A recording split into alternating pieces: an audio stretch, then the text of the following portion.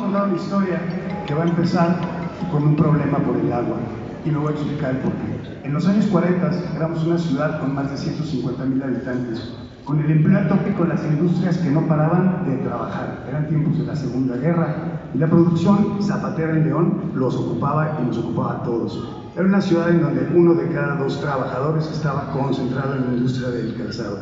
Este era un manantial de recursos para todos los gobiernos porque era una ciudad que aportaba y que pedía solo con justicia que se le retribuyera aquello que pagaba en impuestos.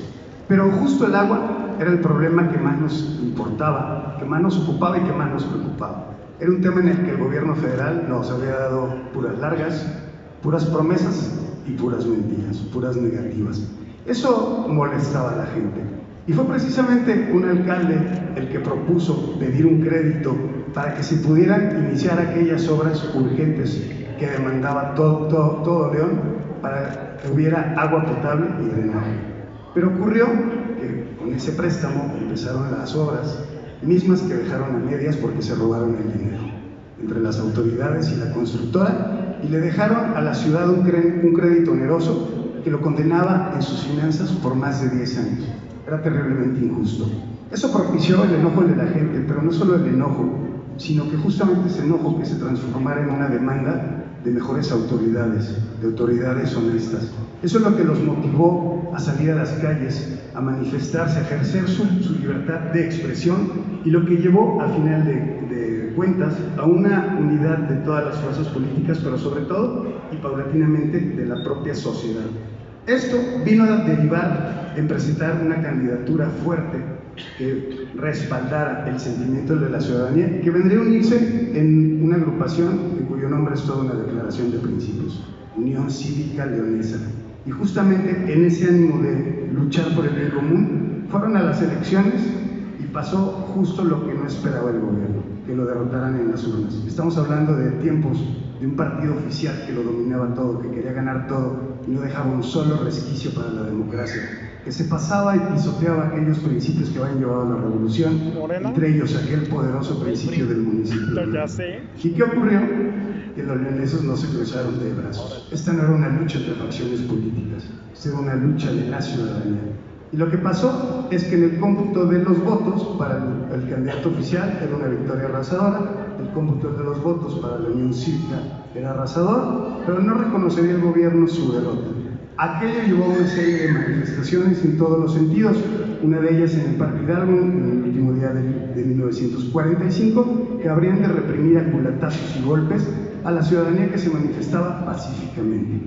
Y aquello habría de devenir en aquella multitud que se manifestaría alegre y festivamente, hay que decirlo, en contra de la imposición del candidato oficial, el doctor Ignacio Quirós, que hay que decirlo, era un médico, era reconocido, pero no tenía la simpatía ni la voluntad del pueblo a su favor.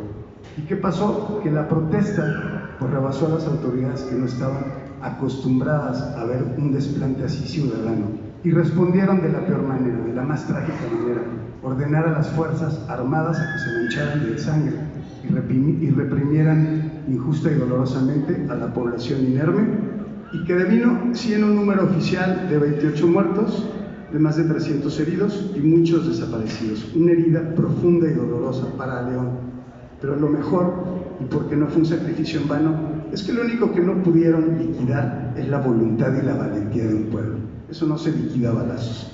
¿Qué pasó? Que desde las primeras horas y desde los primeros momentos hay testimonios. Aquí están los voluntarios de la Cruz Roja, que fueron aquellos primeros héroes que estuvieron en la primera línea, pero ellos solo fueron el comienzo.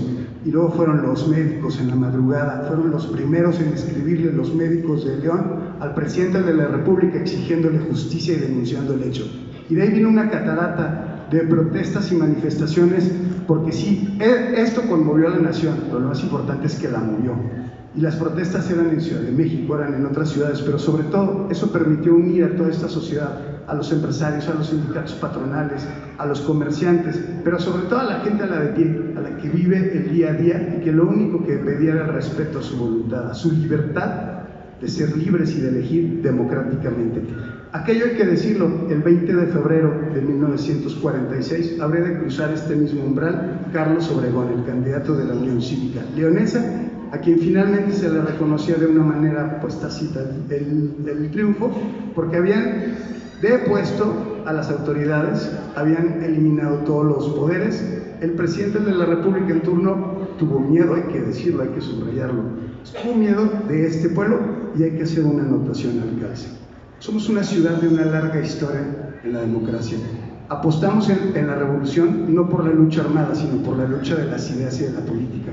Esta fue una de las primeras ciudades que votó libremente en 1911 para elegir a sus autoridades municipales, y creyó en 1917 en los fundamentos de una nación libre y nueva, donde el respeto a la democracia y donde el municipio libre estaban asentados en la Carta Magna.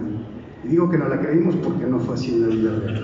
Este poco respeto a la propia Carta Magna es lo que derivaría en una lucha sangrienta como la Guerra Cristera, pues nos llevaría a los leoneses a unirnos a otras fuerzas como el sinarquismo, que aquí nacería y se convertiría en la gran fuerza opositora, pero ojo, en el marco de la institucionalidad. Apostamos a la institucionalidad, al gobierno, al respeto a las leyes, y por eso hay orgullo y por eso hay raíces, porque cuando sucedió eso estaban tocando el corazón y la razón de un pueblo que jamás se ha arrodillado. Entonces eso no fue un sacrificio en vano, hoy los honramos, pues no fue un sacrificio en vano, fue una victoria ciudadana, y me parece que esa es la lección más importante al propio día de hoy. Es una lección de que es la ciudadanía la que tiene en sus manos y con su participación, porque hay que decirlo, y esa es una historia que ya contaremos luego, aquellos hechos habrían de detonar la participación ciudadana en todos los campos de la vida pública y de la sociedad, y habría de distinguirnos hasta el día de hoy como una sociedad que participa por el bien común, que es algo que nos distingue en todo el país. Así que es culminarlos a no perder una herencia que hemos transmitido de generación en generación, esa lucha por el bien común. Y lo más importante es que los retos nunca se acaban, y uno de ellos es el agua, y no se nos olvida. Honor y gloria a los mártires del 2 de enero, y muchas gracias.